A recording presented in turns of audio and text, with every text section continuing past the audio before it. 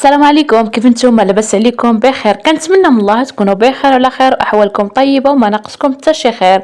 مرحبا بكم في قناتكم مطبخ جنة تطوانيه. مرحبا بكم معايا بفيديو جديد ووصفه جديده. اقتراح ديالي اليوم بريوات باللوز، كيجيو مقرمشين شاربين العسل. غادي نحضر معكم بواحد العقده اللي كتجي معلكه وبنينه بزاف. تبعوا معايا الفيديو حتى الاخر باش تعرفوا على الطريقه والمقادير. وقبل ما نبدا وصفه اليوم كنبغي دائما نرحب بالناس اللي كتنضم جديد للقناه، كنقول لكم مرحبا بكم والف مرحبا، نورتوا القناه. وكنبغي ايضا نشكر الناس اللي معايا منذ بدايه القناه. نبداو الوصفه ديالنا اليوم، بسم الله على بركه الله. اللهم صل على سيدنا محمد وعلى اله وصحبه اجمعين. بالنسبه للمقادير اللي كنحتاجو في هاد البريوات، كنحتاجو كيلو ديال اللوز، كناخذوه كنمسحوه مزيان من الغبره، كنقيوه من الشوائب او اي حاجه فيه، كنحيدوها، كناخذوا هكا بعض الحبات منه، كنسلقوهم 2 دقائق في الماء، كنقشروهم وكنضيفوهم على داك اللوز اللي بالقشر. كنضيف الزيت اللي تكون بارده حتى كيغطي ليه هكا داك الكميه ديال اللوز. كنوضعوا المقله ديالنا مباشره من فوق النار اللي تكون متوسطه كما كتلاحظوا معايا بهذه الطريقه، وكنبقاو نحركوا داك اللوز باش هكا كياخذ لينا درجه ديال التحمار متساويه. بالنسبه لداك اللوز اللي في السخنه وضفناه مع اللوز اللي بالقشر باش نعرفوا درجه ديال التحمار ديال اللوز فين وصلت، لانه كما كنعرفوا اللوز بالقشر ما كنعرفوش واش تحمر من الداخل ولا لا، وما كنخليوش اللوز ديالنا حتى كيتحمر يعني بزاف، غير كياخذ لينا داك اللون مذهب. انتما كما كتلاحظوا معايا داك اللوز اللي مفسخ انتما كياخذ لي اللون اللي هو مذهب، يعني ما كنخليش يتحمر، حيت اللوز ملي كنحيدوه من الزيت كيكون باقي سخون، كيرجع عليه الصهد ديالو وكيزيد يتحمر. بالنسبه للوز من بعد ما كيتحمر لينا كنوضعوه في شبيكه وكنخليوه يستقطر داك الزيت مزيان. ما نخليوش اللوز ديالنا يتحمر بزاف، لان الا خليتوه يتحمر بزاف العقده كتجي فيها النسمه ديال الحروقيه وما كيجيوكمش البريوات ديالكم بنينين نهائيا. داكشي علاش غير كنشوفوا داك اللوز اللي في السخنه كنشوفوه بدا كياخذ لينا داك اللون اللي هو مذهب، صافي كنحيدو اللوز، لانه اللوز اللي بالقشور دغيا كيتحمر ماشي بحال اللوز اللي هو مفسخ. انتم لاحظتوا معايا اللوز كيفاش كيكون، الحبه ديال اللوز غير خدات لي اللون اللي هو مذهب، ما كنخليوش يتحمر بزاف، لانه اصلا اللوز اللي بالقشور دغيا كيتحمر. الا فتحنا اللوزه كنلقاها تحمرت من الداخل. من بعد ما كيستقطر لينا داك اللوز الزيت ديالو كما كتلاحظوا معايا، عندي هنايا 250 غرام ديال السكر سنيده، معلقه كبيره ديال القرفه. غادي ندوزو مباشره للمرحله ديال الطحين. ما غاديش نشارك معكم مرحله ديال الطحين، لان انا اللوز ديالي غادي نديه عند العطار وغادي نطحنو. ما عنديش ماكينه هكا كبيره كطحن لي كميه كبيره، ومن الافضل نطحنو عند العطار كنتحصل لنا نتيجه افضل. كما كتلاحظوا معايا غادي نضيف هاد السكر والقرفه وغادي نتلاقاو. من بعد ما غادي نطحن اللوز ديالي كما كتلاحظوا معايا، هذا هو القوام اللي تحصلت عليه من بعد ما طحنت اللوز. كما كتلاحظوا معايا كتحصلوا على واحد القوام ديال اللوز اللي كيكون رطب، يعني واحد البخانيني اللي كيكون رطب هانتوما كنتحكموا فيه وما كيلصقش هكا في اليدين، يعني ما كنتحصلوش على واحد البخانيني اللي كيكون جاري. هانتوما لاحظوا معايا ضروري تحصلوا هكا على واحد القوام اللي كيكون معلك. غادي نضيف هنا معلقه كبيره ديال ماء الزهر ومعلقه كبيره ديال الزبده من اصل حيواني، تقدروا تعوضوها بالزبده ديال البوطه. بالنسبه للمعلقه ديال ماء الزهر تقدروا تستغناو عليها وتعوضوها بفاني ديال زهره البرتقال. انتما كما كتلاحظوا معايا غنضيف داك 2 المكونات وغادي نمزجهم مزيان مع داك العقده ديال اللوز. انتما عندنا معلقه ديال ماء الزهر، معلقه كبيره، كما قلت لكم تقدروا تعوضوها بفاني ديال زهره البرتقال. غادي نخلط داك الزبده والماء الزهر مزيان مع داك العقده ديال اللوز كما كتلاحظوا معايا بهذه الطريقه حتى كينسجموا لي المكونات مزيان مع بعضياتهم. هنا من بعد ما خلطتهم مزيان وانسجموا لي مع بعضياتهم، هذا هو القوام ديال العقده. لاحظوا معايا العقده رطبه وكنتحكم فيها يعني كي بغيت. هانتوما لاحظوا معايا ما كتلصقش في اليدين. هنا من بعد ما صافي وجدنا العقده ديالنا غادي ندوزو مباشره باش نوريكم الطريقه اللي غادي نقطعوا بها الورقه ديال البسطيله. بالنسبه للورقه ديال البسطيله ما نستعملوش الورقه بسطيله عاديه، نستعملوا الورقه ديال البسطيله ديال البخار من الافضل، لان كتعطي واحد اللمعه رائعه لا في المملحات ولا في الحلويات ولا في المعسلات. انا دائما كنستعملها في المملحات وفي البسطيلات. اي وصفه فيها الورقه ديال البسطيله كنستعمل ورقه البسطيله ديال البخار، كتعطيني نتيجه رائعه. هانتوما غادي نشارك معكم طريقه التقطاع ديال الورقه. كناخذ هكا الورقه ديال البسطيله كنقطعوا ليها الجوانب، يعني كنتحصلوا هكا على واحد الشكل مربع. بالنسبه لديك الجوانب اللي كنحيدوهم الا كانوا طريين كندوزوهم في الهاشوار وكنحتفظوا بهم في المجمد، كنزينوا بهم المملحات ديالنا. من بعد ما تحصلت على مربع كنطويه هكا في النصف كما كتلاحظوا معايا.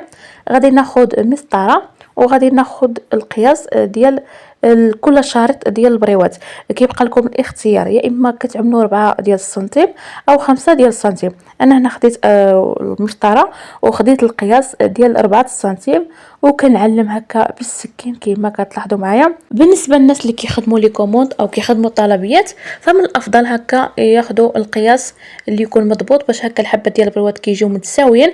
اما الناس اللي غادي يحضروهم غير لديورهم يعني عيل وليداتهم ماشي مشكل ما يكونش يعني القياس مضبوط، كيعملوا غير عينهم ميزانهم صافي. هنا من بعد ما غادي نعلم الورقه ديالي غادي ناخذ المقاس وغادي نقطع داك الورقه ديال البسطيله على شكل اشرطه كما غادي تلاحظوا معايا. هنا من الاحسن الورقه ديالكم اللي بغيتو تقطعوها ما تطويوهاش. انا هنا بحال اللي ملي بغيت نقطع بالمقاس جاوني شويه عاوجين داك الاشرطه كما كتلاحظوا معايا هانتوما، ولكن ماشي مشكل. بالنسبه للورقه ديال البسطيله بعد ما قطعناها غادي نوضعوها في البلاستيك الغذائي باش ما تنشفش لينا، وغادي ندوز مباشره باش نطوي معكم البريوات كما كتلاحظوا معايا بهذه الطريقه. لاحظوا معايا البريوات كيجيو بشكل متساوي وكتجي فيهم طوي رائعه وما كيتحلوش نهائيا في القلي. الطريقه ديال الطوي غادي نقرب معكم الكاميرا باش تشوفوا. اول حاجه بغيت ناكد على واحد النقطه، العقده ضروري تكون رطبه. العقده ديالكم الا ما كانتش رطبه وما تحصلتوش على هذا القوام هذا ما غاديش يجيوكم البريوات نهائيا معلكين، غادي يجيوكم قاصحين. بالنسبه للاخوات اللي غادي يطحنوا اللوز ديالهم في ديورهم، الطريقه نسيت ما شاركتهاش معكم. كطحنوا اللوز الطحنه الاولى، في الطحنه الثانيه عاد كتضيفوا السكر، وفي الطحنه الثالثه كتضيفوا القرفه والماء الزهر والزبده. يعني هكا كتحصلوا على نتيجه افضل. انا كنفضل انني نطحن اللوز ديالي عند العطار، كنتحصل على نتيجه افضل احسن ما طحنا يعني هكا في داري ما كتخرجليش نتيجه زوينه. ضروري العقده كنأكد انها تكون رطبه صافي. وغادي ندوزو باش نطويو البريوات ديالنا. لاحظوا معايا كناخذوا العقده او الكويره ديال العقده اللي كنكونوا وزناها فيها 8 غرام، كنطويو عليها الورقه وكنحاول هكا نتحصل على واحد الشكل اللي هو مثلث يكون مقاد. لاحظوا معايا وكنطوي داك المثلث وكنبدا هكا نعمر الجوانب وكنقاد داك المثلث مزيان، يعني كنحاول هكا نتحصل على شكل مثلث اللي يكون مقاد. هانتوما من بعد عاوتاني كنطوي داك المثلث من الاتجاه الاخر. هانتوما ضروري كنعمروا الجوانب بالعقده باش ما تجيناش البريوه ديالنا خاويه من الجوانب. طريقه الطوي ديال البريوات سهله مهله كما كتلاحظوا معايا. هنا من بعد ما قديت داك المثلث كنعاود نطوي كما كتلاحظوا معايا. شاركت معكم الطريقه ديال الطوي بالعرض البطيء وقربت معكم الكاميرا باش تلاحظوا معايا. هنا غادي نعمل معكم غير وحده بالعرض البطيء. بالنسبه للاخوات اللي ما فهمتش كتعاود اللقطه وكتحاول تفهم كيفاش كيطويو البريوات. الطريقه حاولت نشرحها مزيان. انتما كنبقاو كنطويو داك المثلث انتما حتى كنوصلوا للاخر ديال الشريط. هانتوما بهذه الطريقه كما كتلاحظوا معايا سهله مهله، خصها غير التركيز. حنا كنطويو حنا كنقادو داك المثلث. هانتوما ملي كنطويو كنقادو داك المثلث مزيان كما كتلاحظوا معايا. بعد ما كنوصل للنهايه ديال الشريط هانتوما لاحظوا معايا داك الفائض ديال الورقه اللي كيتبقى لي كناخذ المقص وكنقطعو. كنحاول هكا ضروري نقاد داك المثلث مزيان باش هكا البريوه ديالي يعني ما كتسحليش ملي كنبغي نقليها وكتبقى محافظه لي عفوا على الشكل ديالها. هانتوما لاحظوا معايا كنقطعوا داك الفائض. بالنسبه لهذا الشريط الاخير كنحيدوه وكنضيفوا واحد شويه ديال الدقيق اللي كنكونوا خلطناه بالماء ويكون خفيف، كندهنوه بالاصبع ديالنا وكنرجعوا داك الشريط الاخير. في الفيديو السابق كنت شاركت معكم البريوات ديال الكاوكاو وطريقه ديال سدان البريوات مختلفه على هذه الطريقه. كناخذوا داك الشريط الاخير وكندخلوه مع الشريط الاخير اللي طوينا. بالنسبه للناس اللي ما فهموش الطريقه ارجعوا الفيديو السابق ديال البريوات ديال الكاوكاو وغادي يفهموا الطريقه. انا كنفضل صراحه هذه الطريقه هذه كتجيني سهله وما كنضيعش فيها بزاف الوقت. لاحظوا معايا البريوات كيفاش كيجيو مستويين وما كيتحلوش نهائيا في القلي كما غادي تلاحظوا معايا في المرحله ديال القلي. غادي نستمر بهذه الطريقه حتى نسالي الكميه اللي عندي كامله ونخلي البريوه ديالي ينشفوا ليله كامله باش ما يتحلوش ليا ملي نبغي نقليهم. بالنسبه للبريوات ديالكم ضروري تخليوهم ينشفوا ليله كامله عاد تقليوهم. اذا ما خليتوهمش ينشفوا وقليتوهم مباشره كيتحلوا لكم ملي كتبغيو تقليوهم. بالنسبه لهاد البريوات اللي شاركت معكم كيجيو رائعين بزاف، لا في الشكل ديالهم ولا في المذاق، كيجيو مقرمشين بشهاده ديال كليانه اللي خداتهم من عندي، لانه هاد البريوات اللي شاركت معكم كانوا طلبيه وصراحه جاو رائعين بزاف والكليانه عجبوها بزاف بزاف. غادي نشارك معكم رأي ديالها في الاخر ديال الفيديو. فقط ما تستعينوا حتى بشي سير، تبعوا الاسرار والنصائح وغادي ننجح معكم من اول تجربه. من بعد ما كيشفوا لي البريوات ليله كامله غادي ندوز مباشره باش نقليهم. كناخذوا اناء اللي يكون ثقيل كنوضعوا فيه الزيت، كنوضعوه مباشره فوق النار اللي تكون مهيله، كنخليو داك الزيت حتى كيسخن مزيان باش نعرفوا الزيت ديالنا سخنات. كنوضعوا واحد الحبه ديال البريوه. بعد ما كنلاحظوا ان الزيت بدا كيغلى وداك البريوه كتطلق لينا كشكوشه بهذه الطريقه، صافي كنبدا نضيف الحبات ديال البريوات كما كتلاحظوا معايا بهذه الطريقه، والنار تكون مهيله باش البريوات ديالكم كيطيبوا على خاطرهم وما كيتخطفوش لكم. يعني الورقه من داخل كتبقى خضراء ومن برا كتحرق. هكا كنخليهم يطيبوا على نار مهيله وحنا كنحركوا بواحد الشكل يكون دائري هانتوما، والنار ضروري تكون مهيله باش هكا البريوات ديالكم كياخذوا لكم واحد اللون اللي هو مذهب واللون موحد. والبريوات ما كنخليوهمش حتى كيتحمروا بزاف في الزيت، يعني كيتقلوا حتى كيتحمروا، فقط كياخذوا لنا داك اللون اللي هو مذهب. صافي كنحيدهم وكنطفيوهم مباشره في العسل اللي تكون بارده. هانتوما لاحظوا معايا هذا هو اللون اللي خاص البريوات ديالنا ياخذوا لنا، اللون اللي هو مذهب، اللون موحد. ما كنحمروهمش نهائيا لانه لا حمرتيهم ملي كنوضعوهم في الزيت كيزيدوا ياخذوا لنا اللون اللي هو غامق وما كيجيوكمش زوينين نهائيا. هنا من بعد ما غادي نسالي الكميه ديالي بالقلي كنوضعها في العسل. الا كان عندكم الوقت كتخليو البريوات ديالكم يباتوا ليله كامله كيتشربوا لكم داك العسل.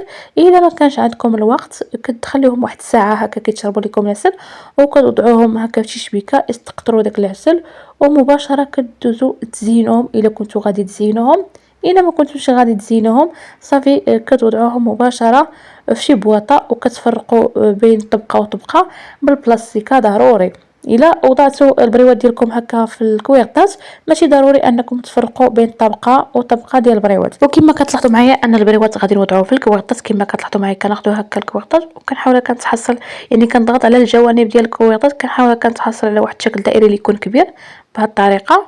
وغادي ناخذ البريوه غادي نزين لها غير الرؤوس ديالها باللوز ايفيلي.